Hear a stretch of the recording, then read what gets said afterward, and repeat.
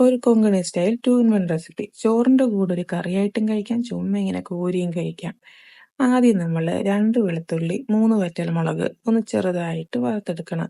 അതിനുശേഷം കുറച്ച് ചെറിയ ജീരകം വറുത്ത് ആ ഫ്ലെയിം ഒന്ന് ഓഫ് ചെയ്തതിന് ശേഷം അതിലോട്ട് കുറച്ച് മഞ്ഞൾപ്പൊടി, കുറച്ച് മുളക് പൊടി, കുറച്ച് മല്ലിപ്പൊടി ഇതൊന്ന് മിക്സ് ചെയ്ത് അതിലോട്ട് കുറച്ച് കായപ്പൊടിയും കൂടി ഇട്ട് നല്ലപോലെ ഒന്ന് മിക്സ് ചെയ്തു മാറ്റി വെച്ചതിന് ശേഷം പാനിലോട്ട് കുറച്ച് എണ്ണ ചൂടാക്കി അതിലോട്ട് മുമ്പ് എടുത്തു വെച്ച ഉഴുന്നുപരിപ്പ്, തുമരപ്പരിപ്പ് അത് കൂടാതെ കുറച്ച് കപ്പലിനെയും കൂടെ ഒന്ന് വറുത്ത് വെച്ചു.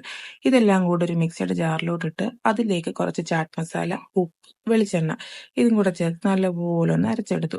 അതൊന്ന് മാറ്റി വെച്ചാണ് നമ്മുടെ താരം വരുന്നത് വഴുതനങ്ങ. അത് കട്ട് ചെയ്തെടുത്ത് അതിലോട്ട് മുമ്പ് എടുത്ത മിക്സി ഇട്ട് കുറച്ച് തൈരൂടെ ചേർത്ത് അതൊന്ന് പുരട്ടി വെച്ചു. അതിനുശേഷം കുറച്ച് എണ്ണ ഒഴിച്ച് അത് ചൂടായി വന്നപ്പം ഈ വഴുതനങ്ങ അതിലോട്ടിട്ടു. ആ വഴുതനങ്ങ ഒന്ന് മൂത്ത് വരുന്ന സമയം കൊണ്ട് നമ്മളൊരു ബൗൾ എടുത്ത് അതിലോട്ട് കുറച്ച് തൈര്, നല്ല കട്ട തൈര് എടുത്ത് അതൊന്ന് സ്പ്രെഡ് ചെയ്ത് അതിന്റെ മുകളിലേക്ക് മുമ്പേ ചെയ്ത് വെച്ച ആ മിക്സ് ഒന്നും കൂടെ ഒന്ന് സ്പ്രെഡ് ചെയ്ത് കൊടുത്ത് ആ സമയം കൊണ്ട് നമ്മുടെ ബ്രിഞ്ചാളായി വന്നിട്ടുണ്ട്. ആ ബ്രിഞ്ചാൾ എടുത്ത് മാറ്റി ബാക്കിയുള്ളതും കൂടെ ചേർത്ത് അതും ഒന്ന് നല്ലപോലെ ഫ്രൈ ചെയ്തെടുത്തു. എന്നിട്ട് അതൊന്ന് ആറാൻ മാറ്റി വെച്ചു. എന്നിട്ട് നമ്മുടെ തൈര് എടുത്ത് വെച്ച ബൗളിലോട്ട് കുറച്ച് ചാറ്റ് മസാലയും കൂടെ സ്പ്രെഡ് ചെയ്തിട്ട് അതിലോട്ട് ഇത് നല്ലപോലെ നിരത്തി വെച്ചു കൊടുത്തു. അതിന്റെ മുകളിൽ കുറച്ചുകൂടെ ചാറ്റ് മസാല ഇട്ട് പിന്നെയും തൈര് ലെയറാക്കി.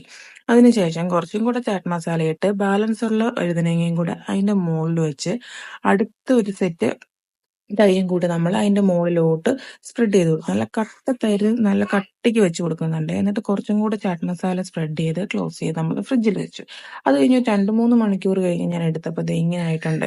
ആ തൈരും ആ മസാലയൊക്കെ കൂടി നല്ലപോലെ ആ വഴുതനങ്ങയിലോട്ട് ഇറങ്ങി നല്ല സൂപ്പറായിട്ട് സെറ്റ് ആയിട്ടുണ്ട്. വളരെ എളുപ്പത്തിൽ തയ്യാറാക്കാൻ പറ്റുന്ന ഒരു സൂപ്പർ റെസിപ്പിയാണ്. എല്ലാവരും ചെയ്ത് നോക്കണം. അപ്പൊ വീഡിയോ ഇഷ്ടപ്പെട്ടാൽ ലൈക്ക് ചെയ്യൂ, ഷെയർ ചെയ്യൂ, ചാനൽ സബ്സ്ക്രൈബ് ചെയ്ത് സപ്പോർട്ട് ചെയ്യൂ. Thank you.